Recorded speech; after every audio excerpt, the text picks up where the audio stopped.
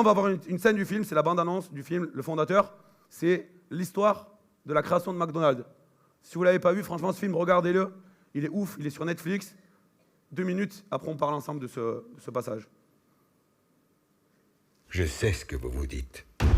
Comment diable un vendeur de machines à milkshake de 52 ans sur le retour peut-il bâtir l'empire du fast-food à partir de rien, avoir 1600 restaurants et un revenu annuel qui avoisine la modique somme de 700 millions de dollars? Ça tient en un mot, la persévérance. Prince Cassel, bonjour. Salut, Joey. Ray, alors comment ça se passe?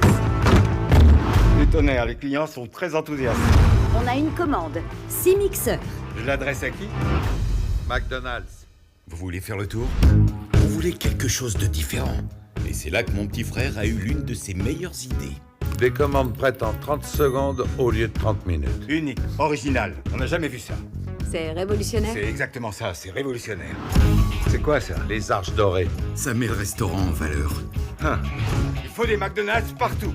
Ça se franchise un truc pareil. Monsieur Croc. Franchisé, franchisé, franchisé.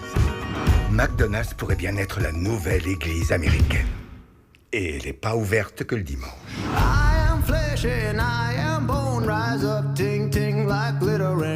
Comment peut-on avoir épuisé tout le capital? Tu as pris une hypothèque sur notre maison.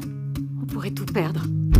Je veux renégocier mon contrat merdique. Je peux pas. Vous voulez pas? Ray. Quoi? Non. Bon Dieu! Ce que je vous conseille dorénavant, c'est d'acheter des parcelles de terrain sur lesquelles ce hamburger est fait. Vous n'êtes pas dans le hamburger, vous êtes dans l'immobilier. Franchise Realty Corporation. C'est une société indépendante qui dépasse les limites de vos attributions. Il y a un loup dans la bergerie, on lui a ouvert la porte. Quand est-ce que tu vas t'arrêter? Sans doute jamais. Ok, donc dans ce passage, qui est hyper fort et un condensé du film, en tout cas sur la partie qui me parle le plus, c'est-à-dire qu'après la façon, pour ceux qui ont vu le film, ou celles qui ont vu le film, dont étaient faites les choses, ne sont pas nécessairement propres. J'adhère pas spécialement au truc. Mais en tout cas, ce qui compte, c'est le fond de tout ça. La première chose, c'est quoi le premier mot? La persévérance. La persévérance.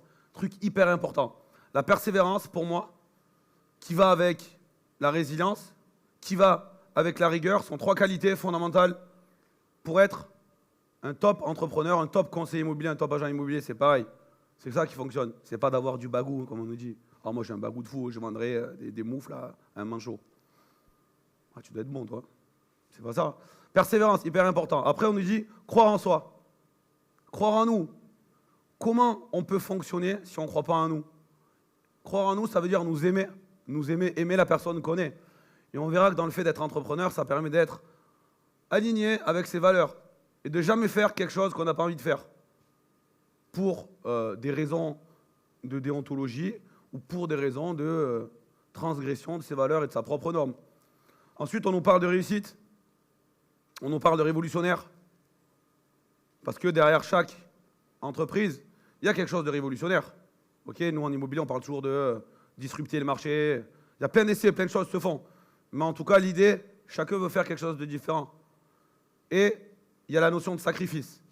La notion de sacrifice, en immobilier, en entrepreneuriat, ben vous savez ce que c'est. Hein.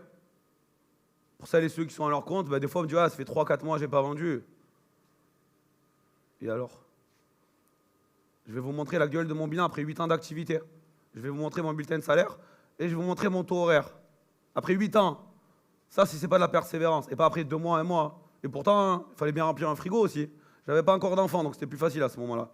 Mais on va voir que le sacrifice, ceux qui ne veulent pas faire de sacrifice, ne montez pas de boîte. Restez comme 80% des Français à vous emmerder dans un job à la con et allez pleurer quand on nous dira la retraite, c'est à 65 ans. Vous voulez prendre votre destin entre vos mains, vous prenez des risques.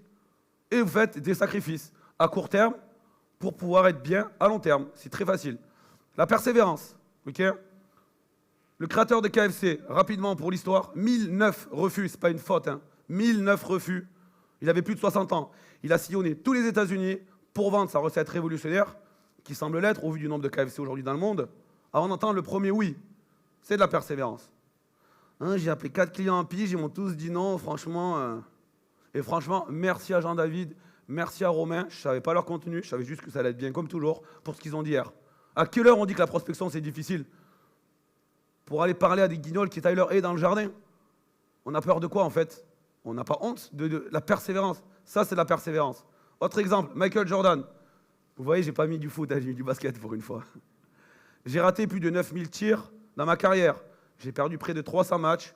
26 fois, on m'a fait confiance pour prendre le tir de la victoire. Et j'ai raté. J'ai échoué encore et encore. Et c'est pourquoi je réussis. On a dit hier, et tout le monde était convaincu avec ça, c'est pour ça que j'ai posé la question. L'échec, pour moi, c'est la meilleure école de la vie pour amener là où vous voulez aller.